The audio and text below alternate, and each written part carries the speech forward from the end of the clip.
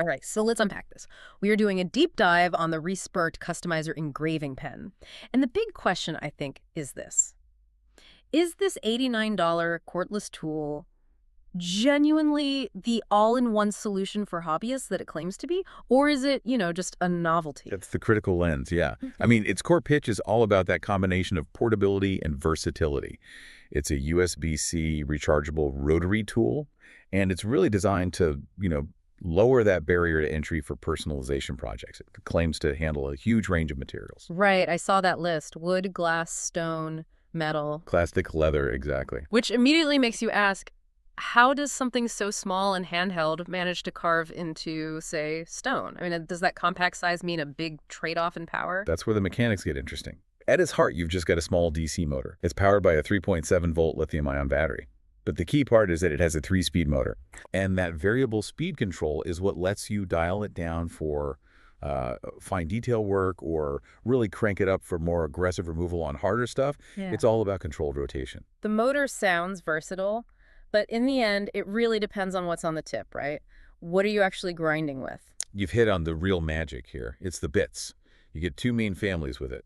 First, you have the diamond-coated bits. Now, these work by microabrasion, so they don't cut in the way you might think. They grind it down. Exactly. They use this super hard grit to just gradually grind away brittle surfaces like glass, ceramic, or stone.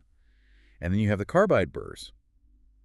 Those are designed to be more aggressive, to actually cut into softer materials like wood or soft metals. So that pairing is what gives it the versatility for things like custom signs or jewelry or, upcycling old stuff. Right. And user feedback really seems to back this up for the most part. Yeah, we're seeing a lot of success stories. People find it incredibly beginner-friendly.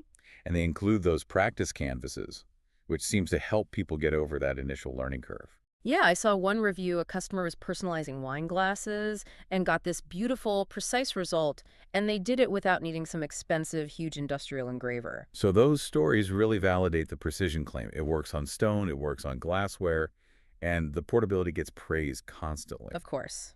No clunky cords. But we have to ask the critical question. Are those successes from like a quick 5-minute job?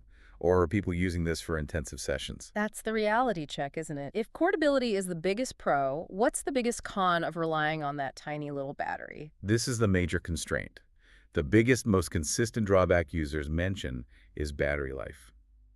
During intensive engraving, that battery can be drained in, 20 to 30 minutes? Wow, that's fast. It is. So this isn't a long session tool. It sort of forces you into these micro project sprints.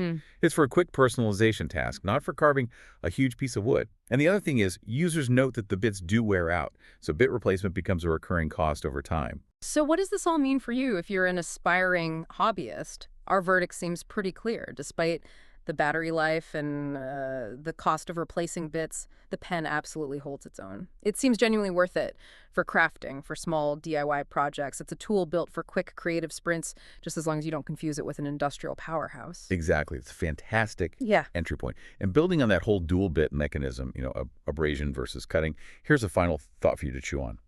If the material's hardness is what dictates how effective the tool is, what's an unexpected common household material, something other than metal or stone, that you could precisely etch using one of those diamond grit tools,